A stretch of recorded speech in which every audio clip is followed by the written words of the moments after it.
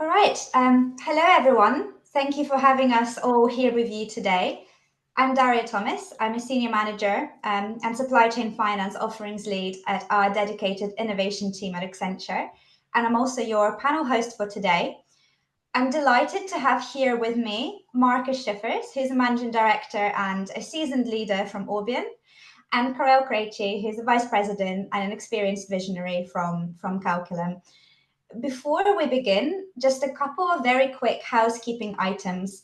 This session is being recorded and the recording may be shared after the event.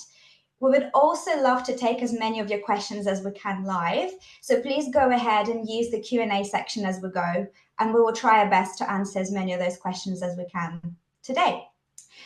So Markus, Karel, it is no secret, and it feels like for many of our colleagues and clients, we're living in what feels like the era of perma-crisis when it comes to supply chain and supply chain finance topics. Every article, publication, event we come across, the same types of messages seem to be sounded loud and clear that change has never been this fast.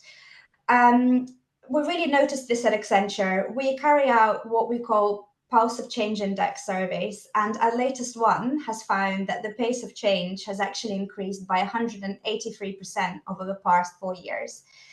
In 2023 alone, it was up 33%, and we're still only halfway through 2024. And the four main drivers for these types of change, which have emerged as a result of our study, are the following four. The incredibly rapid advancements of technology, especially the rise of Gen AI, the ever-evolving and shifting consumer and client preferences, especially when it comes to buyer and supplier relationships, of course, the new and digitally native competition that enter the market a lot, enabled by the rapid advancements in technology. And of course, last but not least, the rising cost of capital itself in this hugely volatile environment. So with my first question, I would like to come to you, Markus. So what do you find in the market? Are you seeing the same trends across the board?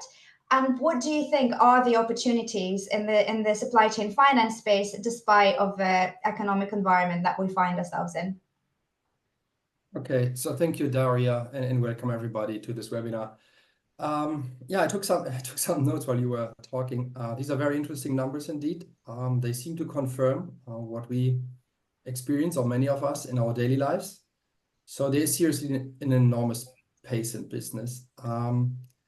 Actually, it makes me feel good now that I think about it, because I already thought that I was slowing down. It's just that everybody else is getting a little faster around me. So it's fine. I would like to add one driver of change to that list that you mentioned. So I believe that regulation is another driver of change. We have already the Supply Chain Act, the infamous Lieferkettengesetz, and we will potentially see a new late payment regulation coming by the EU, and both will most likely have unintended consequences. And I believe that both can again shake up the supply chain. Now, in general, change and fast-paced environment is good for us. I do not believe that the payable solution markets will collapse. So change is typically in favor of fintechs that can adjust faster than other players, and we should be able to win market share in such environment. Now, how do we do this? I believe that we need to be able to offer very flexible solutions. So we need to make sure that we can provide working capital benefits in all kinds of scenarios. And because we don't know what's coming, it is even more relevant, and our clients expect it in this context, that our decisions, our solutions are driven by data. And there's an ever-growing volume of data that we need to handle. And this is, I guess, a simple reason that we work with a partner, Calculum. Thank you, Markus. And I totally agree with the points that you mentioned, especially in relation to the regulatory space. We also found that among finance leaders, Approximately 8 and 10 anticipate disruption will rise over the next 24 months due to the factors that you've just mentioned as well, and are indeed taking really bold actions in response to those. And Karel, from your perspective, does this ring true? Yeah, absolutely. So good afternoon, everybody, and welcome to the webinar. Thank you. Yeah, I definitely agree with Markus, and I would say that probably today there are over 330 million firms worldwide, and every one of them is negotiating payment terms with suppliers. And today there is no solution available that provides insight on what payment terms should be, for example.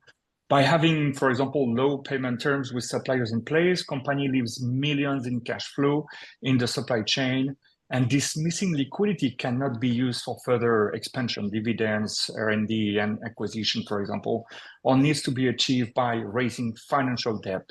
In addition, by paying suppliers earlier than competitors, suppliers are able, with the additional liquidity, to accept longer terms for other customers. Therefore, the company paying early is indirectly financing its competitors. Calculum provides a supply chain analytics platform that unlock working cap and generate free cash flow by helping organizations to optimize their payment terms with their suppliers and optimizing their supply chain finance program. This is why our partnership with Orbian is very important.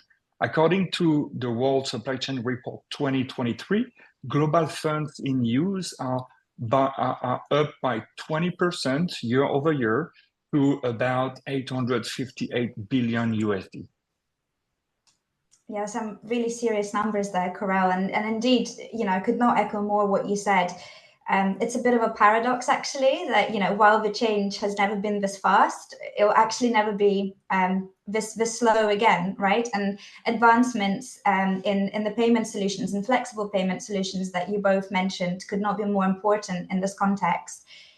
Also, one of the other key bold actions that a lot of the leaders are thinking about is the reinvention and the enterprise reinvention. And what we found is that 83% of our reinvention survey respondents are really looking to it as a strategy for success in these times, leveraging a number of different factors, not to mention the tech ones. So if I take this opportunity to have a slightly closer look at those areas, especially from perspective of trying to build value and harnessing the promise of a lot of these new techs. If I look at AI and Gen AI in particular, especially in Calculum context, I'm positive that everyone is familiar with Gen AI, and perhaps many of us have already adopted it in some shape or form in our daily activities. It's truly revolutionary with a unique and unprecedented ability to impact the entire value chain for supply chain finance. Gen AI allows users to create, aggregate, and synthesize information and insights in a seamless and coherent manner. And it is predicted that organizations that expand their current AI capabilities and adopt Gen AI responsibly and at scale, especially coupled with people-centric approaches, and also leveraging other types of technologies for reconciliation purposes like blockchain, they can actually unlock more than $10.3 trillion in additional economic value. So, Karel, do you think we are entering a new AI era when it comes to supply chain finance? Yeah, well, I think this is a good point, because actually I was reading a recent survey a couple of days ago, where it was stated that the adoption in 2024 has jumped from 55% to 72% for Gen AI, while AI 33% to nearly 66%. And interestingly, in most industries, organizations are about equally likely to invest more than 5% of their digital budget in generative AI and analytical. Gen AI and in fintech, for example, significantly enhances efficiency and personalized customer service. And its adoption increases. It brings improvement in critical areas like fraud detection and market analysis, for example. For Calculum and thanking our AI technology, we are more efficient and can bring our technology to the next level anyway. No, totally. And especially if we think about the foundation models, so text to image generators and large language models as well, these are very much a priority now and are becoming even more so in the next 24 months with all the changes and anticipated change. But it's also important to understand that Gen AI is evolving very quickly.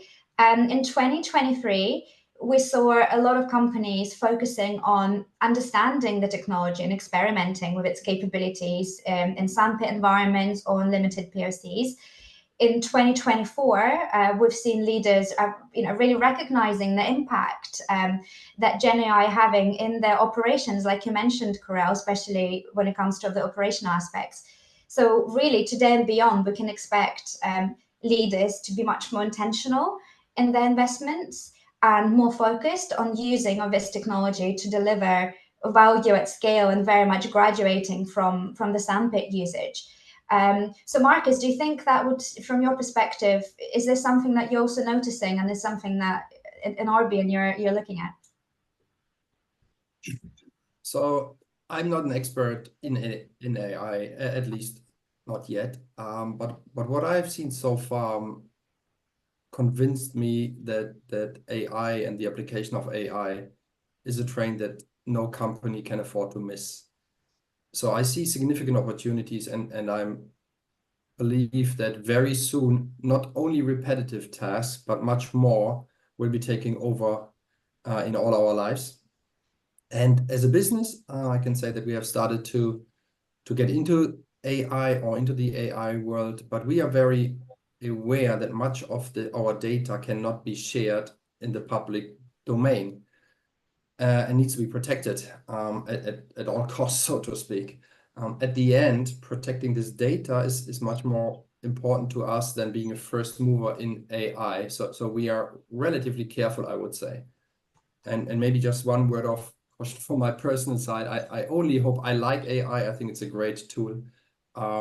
I just hope that it doesn't suffer from deep fakes and other things that are used to commit fraud, so that the people do not get too concerned about AI. And maybe if very soon somebody could invent a technology that could be on all our screens and phones and what have you, to give us a little note or notice if somebody is showing us a deep fake, I think that would be extremely helpful.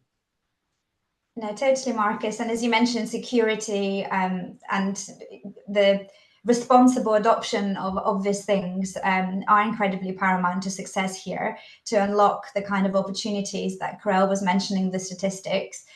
So as you both rightly remarked, and also you both mentioned collaborating and partnering, collaboration is absolutely key and is a foundational principle in many ways for getting the opportunities at stake and supporting our colleagues and clients.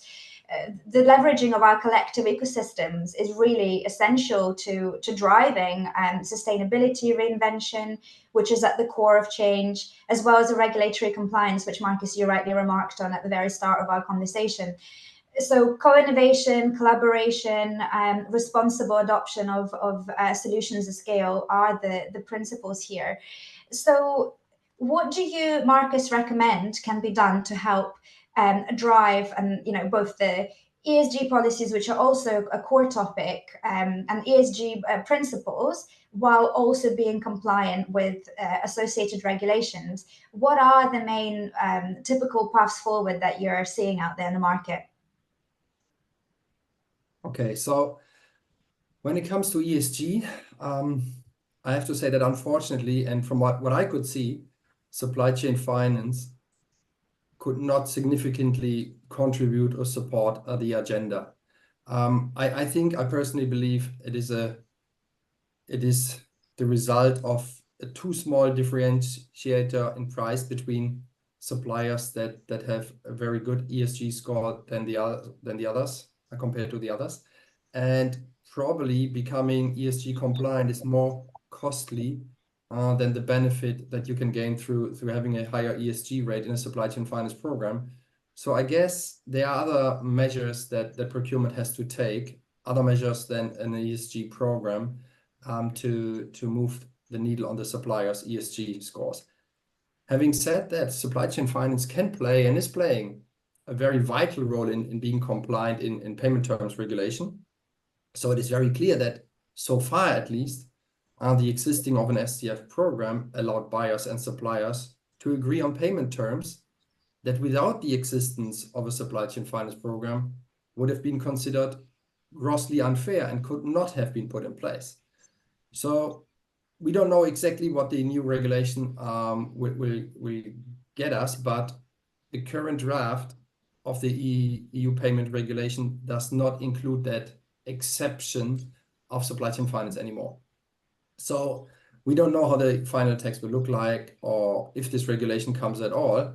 However, if something is coming, what seems very clear is that there could be something like an automatic penalties for late payments. And funny enough, the beneficiary, so the supplier who's receiving the penalty payment from the buyer, cannot even waive it anymore. So with such a regulation, I think there's a different role that fintechs could play as well, which is rather providing a technical solution that ensures compliance in the payment behavior, because a non-conformity would become very costly to the buyer quickly.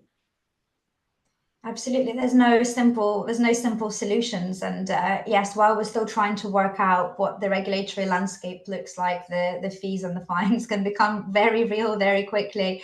And Karel, would you agree? Yeah, well, absolutely. I definitely agree with Markus on the fact and how it's probably ESG, for example, usually support and help supply chain finance program. It's pretty difficult to maybe to track and have one single source of classifying probably also suppliers to apply a different discount rate. Nevertheless, at Calculum, we are trying to support as well with the ESG rating as well. This is something that we provide.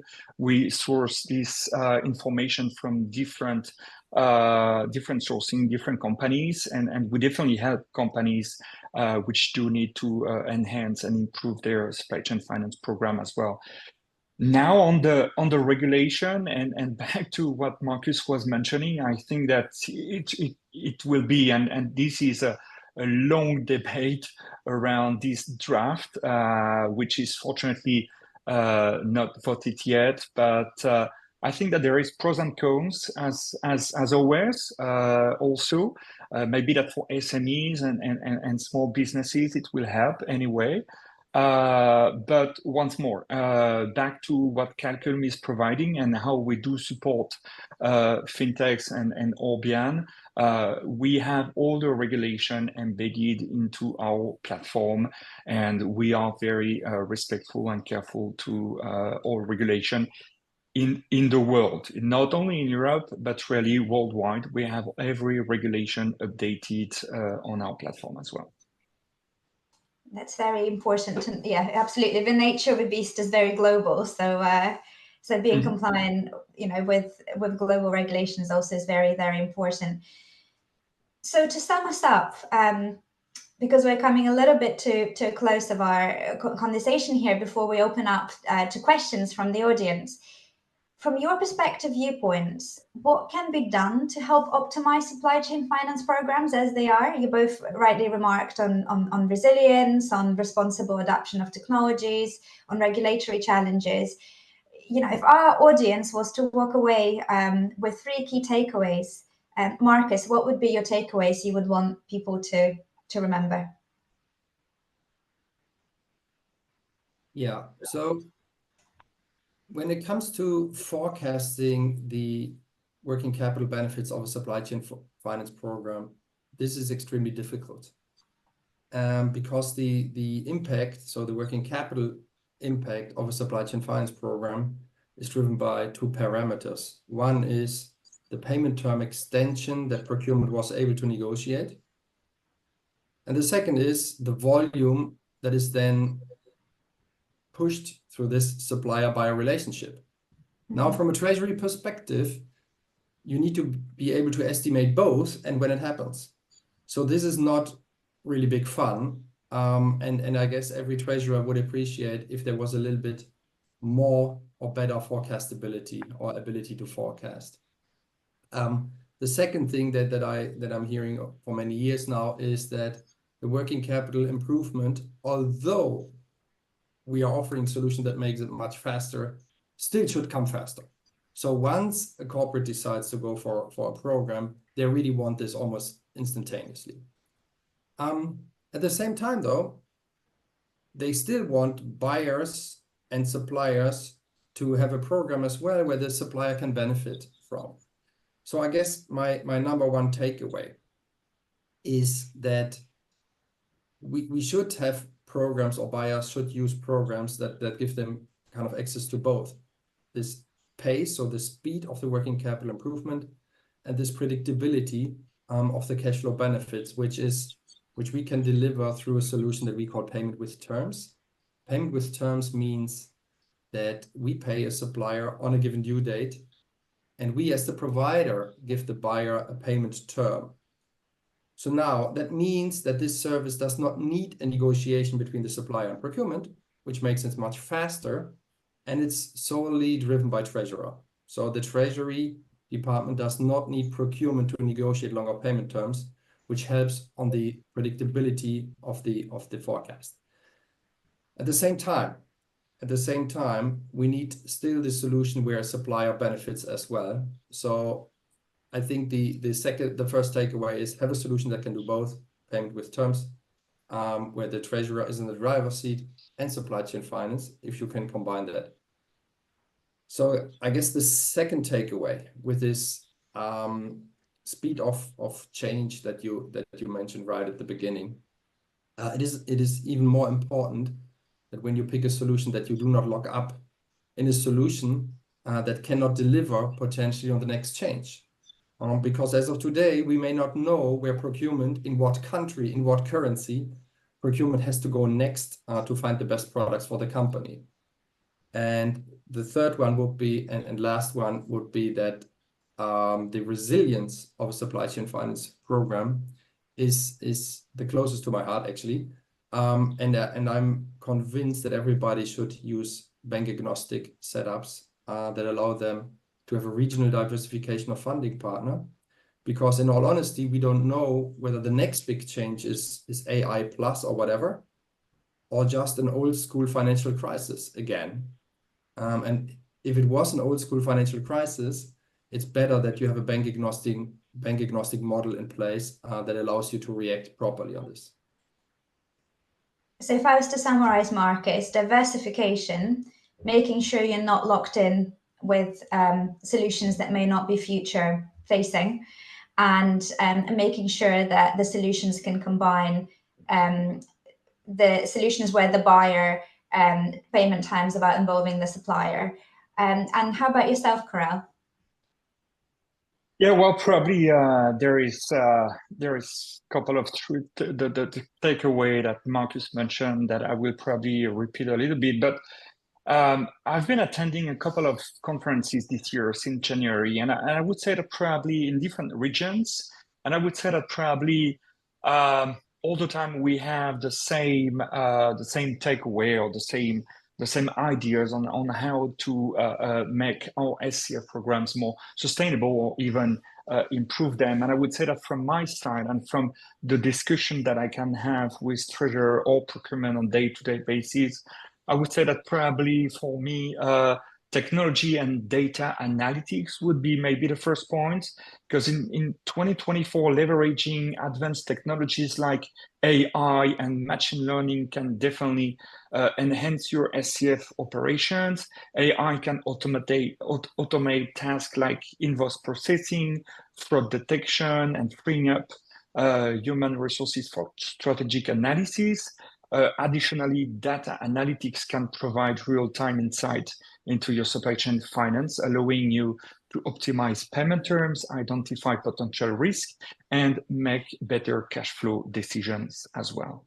My second takeaway would be probably expand program accessibility, and this will come back to Markus' point as well when we speak about resilience, because we know that traditionally SCF programs have favored large suppliers with the resources to navigate complex onboarding process. However, the growing demand for SCF solution is pushing for more inclusive programs as well. So partnering with specialized SCF fintech company will definitely help reaching out to SMEs as well.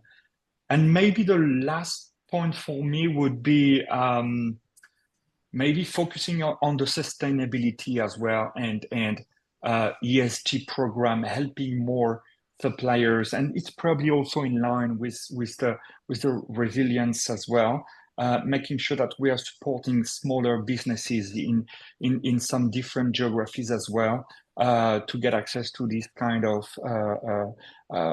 supply chain finance program, and with better condition as well. And of course, and there was a famous, I think, World Economic Forum statistics on the 1 trillion gap for SMEs that's been bounced around. So that's really interesting. So expanding the network to include, to help and support the ecosystem from that perspective, partnering and making sure that you're bringing the best solutions to the forefront. And the first point I think you mentioned, in essence, is not shying away from innovation and going ahead and leveraging especially the advancements that we've got to go ahead and optimize. So that's great. So thank you both for these insights. I would now love to open up the floor to questions. So please go ahead and pop in your questions in the Q&A section or directly in the chat, and then we'll go ahead and take some of them.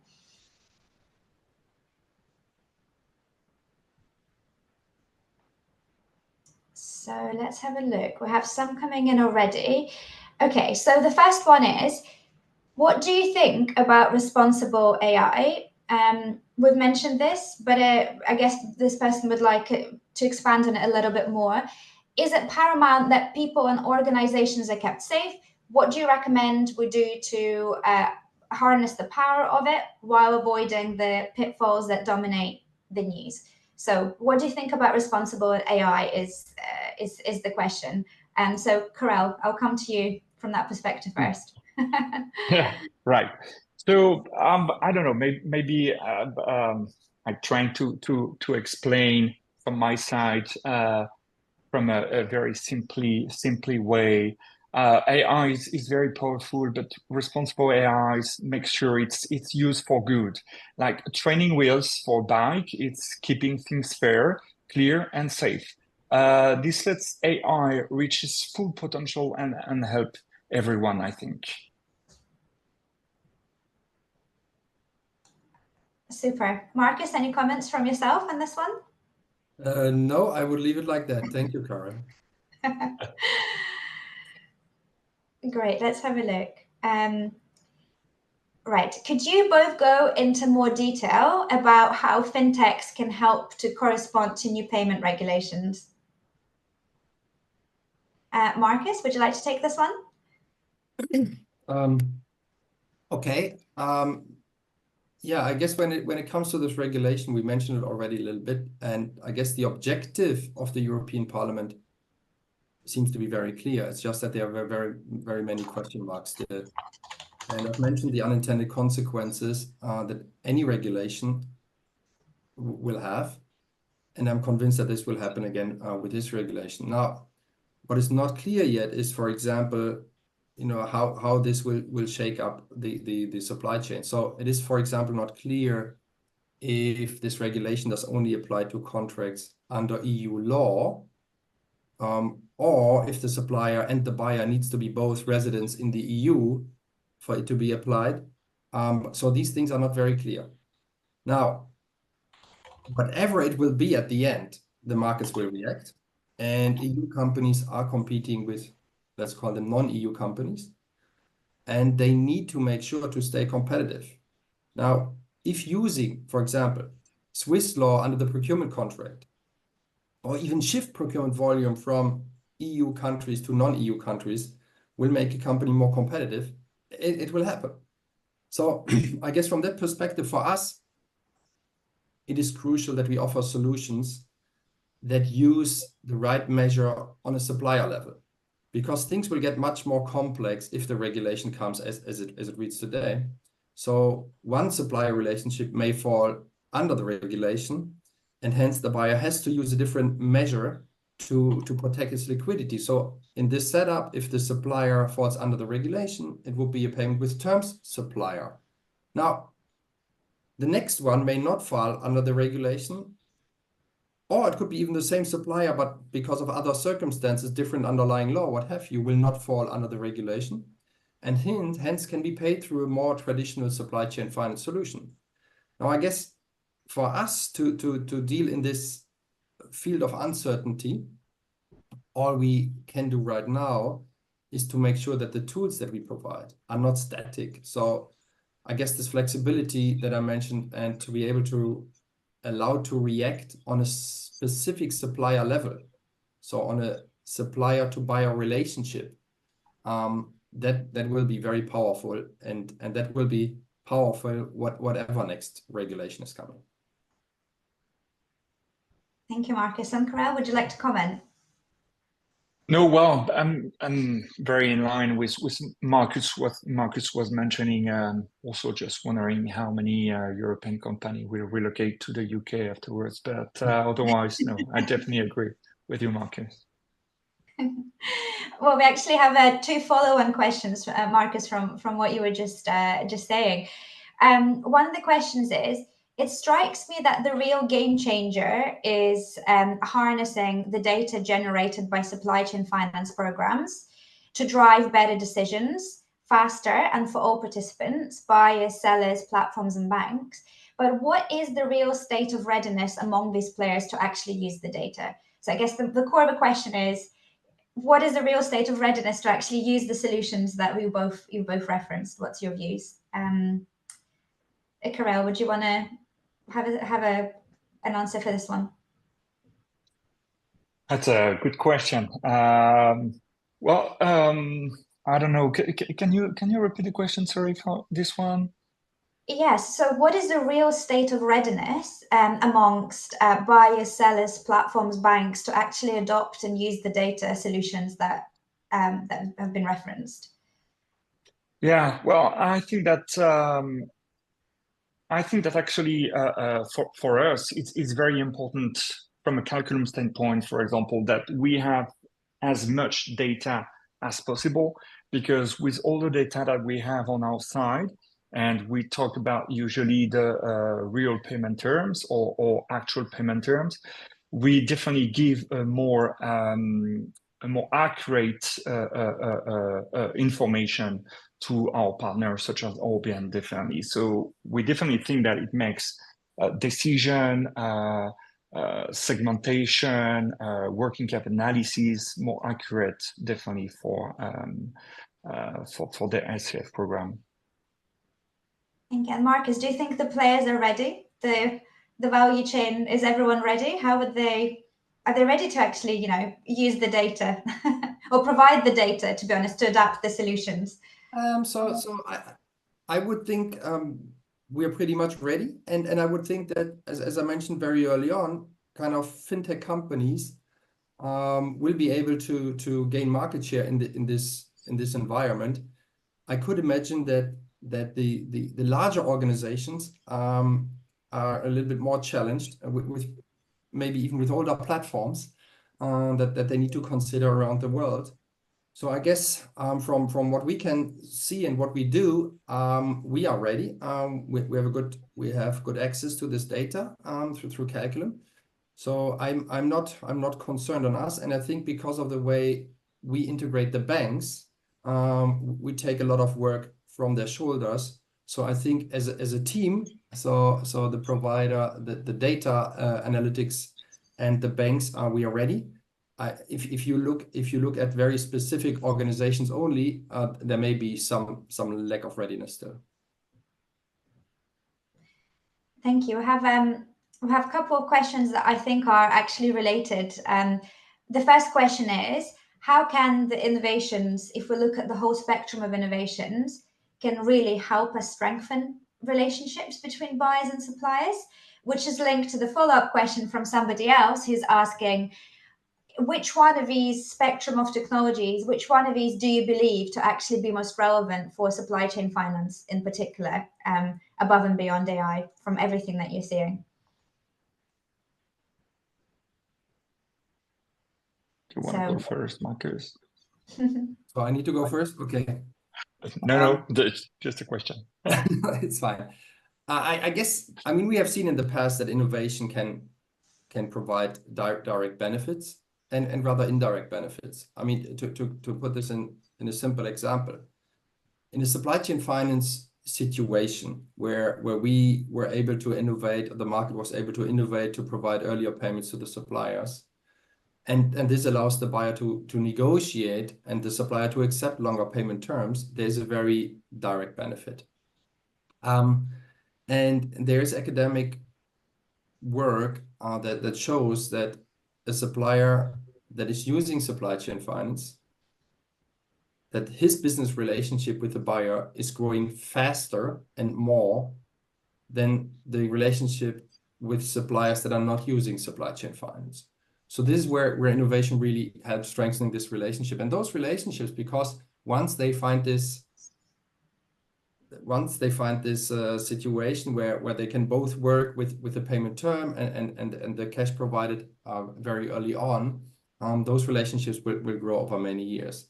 But even from a more indirect perspective, so even if there is a solution or was a solution that would only benefit the buyer in a certain situation when dealing with a certain supplier, even if there is only a direct benefit to the buyer, the supplier still gets a benefit. Because without that measure, the buyer may not be able to continue transacting and order from such supplier, and would have to look for the next supplier, let's say in Switzerland or UK, to negotiate longer payment terms. So I think we have seen very, very relevant innovations, and I think the market is still producing reasonable and significant innovations. When it comes to the next big technology, I have to pass. So I personally don't think supply chain finance or payable solution is a technology problem.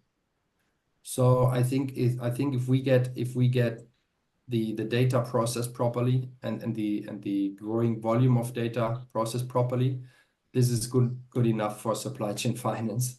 We don't need a blockchain or anything else, because I think this type of solution was trying to solve a problem that doesn't exist in supply chain finance. It is very applicable in other type of financing stuff. What do you reckon, Karel? Yeah, well, many things and nothing. Probably, I would say that maybe on strengthens the relationship between buyer and supplier. We could imagine buyers and suppliers as teammates, actually, and not just business partners. And we could probably focus on some areas like open communication, sharing ideas, challenges, probably also joint innovation, working on improvements, leverages each other strengths and leads to better solution. We have seen AI, new technology as well. I think it's very important as well for both sides. Transparency as well, probably clear expectation and real-time information. And probably my last one would be long-term focus as well. It's a business relationship, but still we see the value into this relationship. So we need to make sure that this is built and there is a trust relationship. So long-term would be probably my last point. Thank you for those, and well, the questions keep coming. And next question is from Jorge, who is with Supply Pay. Jorge is saying that they finance the cash conversion cycle in the supply chain from Latin America to the States. What is your advice about risk assessment process using APIs and AI?